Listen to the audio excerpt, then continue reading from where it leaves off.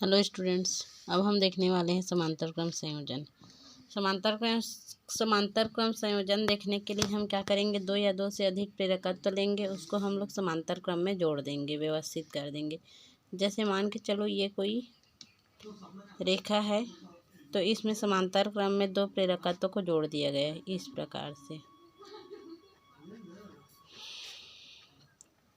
एक प्रेरकत्व ये हो गया, दूसरा प्रेरकत्व यहाँ उसके समान अंतर पर जोड़ा हुआ है। ठीक है, तो उस कंडीशन पर इन दोनों प्रेरकत्व को इस प्रकार से हम जोड़ दिए। तो प्राथमिक यहाँ पर मान के चलो ये प्रथम प्रेरकत्व L1 है, ये द्वितीय प्रेरकत्व L2 है।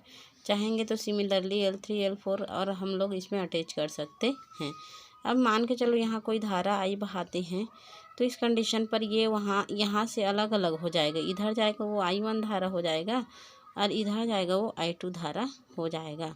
बिकॉज ये हम लोगों का जॉइंट पॉइंट है और इस जॉइंट पॉइंट से अलग अलग बिंदु पर जाने वाली रेखा जो है अलग अलग वोल्ट पर खिंचाती है। ठीक है, तो इस कंडीशन पर इसमें धारा बहने वाली है वो I1 हो गया और यहाँ का धारा क्या हो गया, I2 हो गया। अब इस कंडीशन पर जो है यहाँ से निकलने वाली धारा पुनः I हो गया।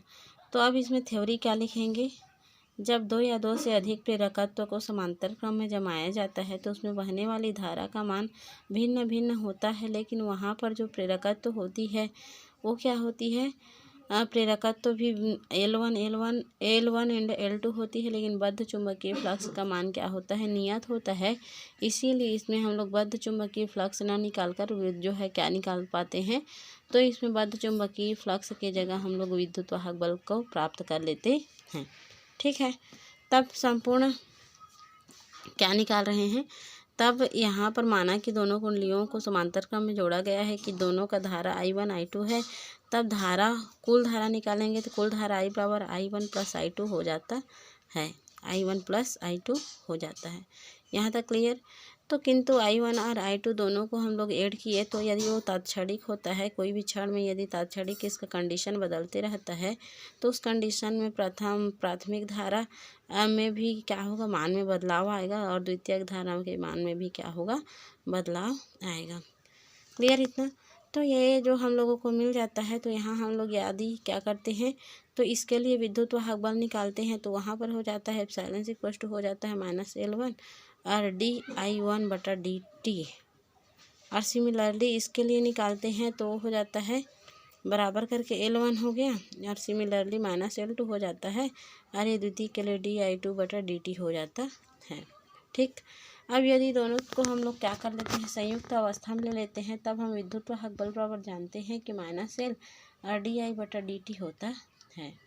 ठीक है, तो dI/dt हो गया। अब यदि हम लोग क्या चाहते हैं, तो dI/dt का मान चाहते हैं, तो L को इधर ट्रांसफ़र कर लेंगे, तो ये आ जाएगा dI/dt का वैल्यू क्या आ जाएगा, तो dI/dt का वैल्यू आ जाएगा, माइनस तो माइनस ही है ये, तो ये ε/L आ जाएगा।